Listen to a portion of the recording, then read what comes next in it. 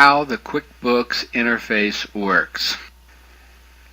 EasyEst interface to QuickBooks uses class tracking in QuickBooks for job costing.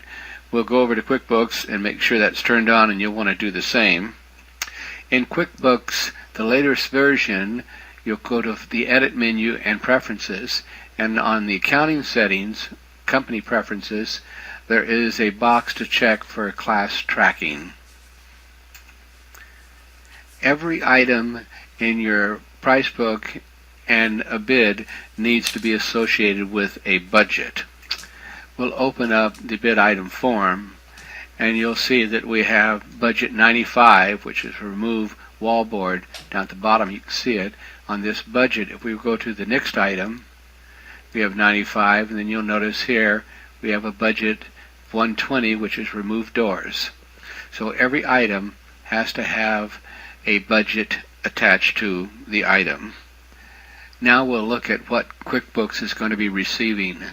Click on the budget list, and we want to just look at the items going over, so we're going to click on the View menu and show only non-zero total cost. Basically, we're looking at all the codes, descriptions, and the accounting code is the information that QuickBooks uses to set up the classes, and these are done automatically for you. You can have different descriptions. We have got the same descriptions in the accounting code as we do for the budget. You can put anything you want in here. You can use numeric values, codes that are prior to set up in QuickBooks class tracking if you're already using that. But QuickBooks is going to receive the accounting code and the cost for that particular code for job costing. The transfer process is pretty straightforward. Click on File, go to Transfer, and choose Export to QuickBooks. You can click these buttons here to path it. We've pathed it to our QuickBooks program. The IIF file uses the code of the bid. You can change that if you wish. The customer, we're having a customer type of remodeling, and we also might have a customer type of new construction, maybe commercial remodeling, commercial new construction. So you can categorize the types of jobs, or you can use this as a particular customer you do repeat business for. The next one is the actual job name that is going to go over, and we're just calling this QB Job Cost, and the date. Clicking on the export will export that over, and that's all there is to it on our side. Next we'll look at the QuickBooks side. To help you see what data comes over in QuickBooks, first we're going to go to the list, go to the class list, and show you that there are no classes in there now. Then we're going to go to the customer list, and we do have residential new category and remodels in there.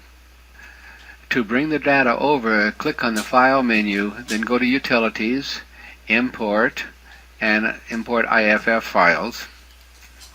The one we want to import is 55 IFF. Click Open. QuickBooks lets us know that the data has been imported. Next, we'll take a look at the data. We'll go to the list, class list, and you'll notice it's brought the classes from EasyEst over. We'll also look at the job, and it has added the QB Job Cost job.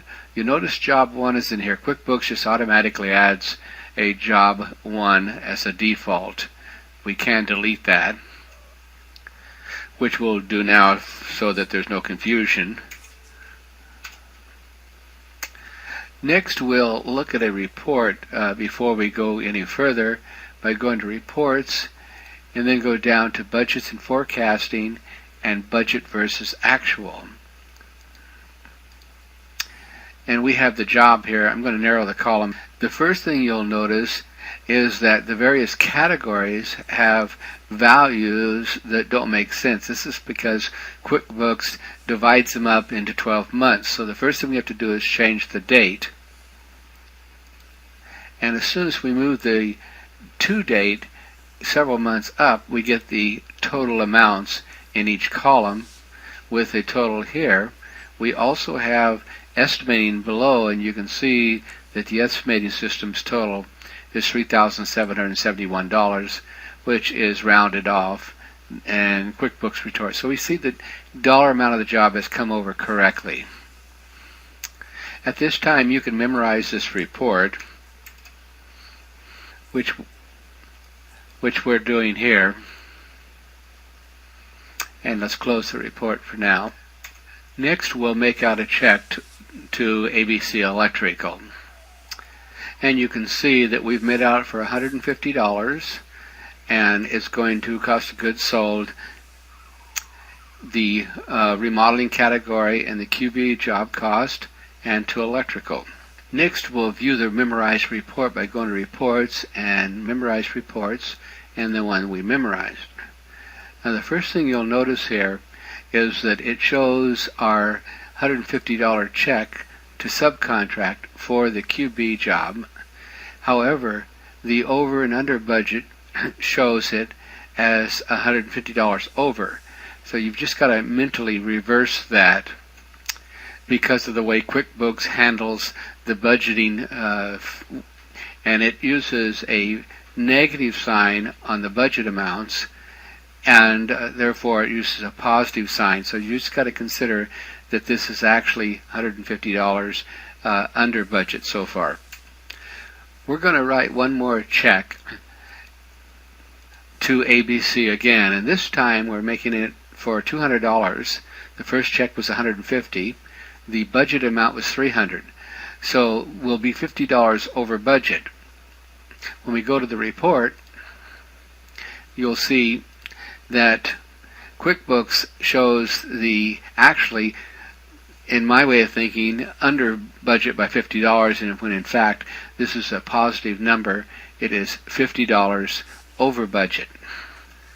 And the percent is correct, but in your thinking, instead of 116.7%, we're 16.7% over budget. So if you keep those things in mind, the job costing should work out fine.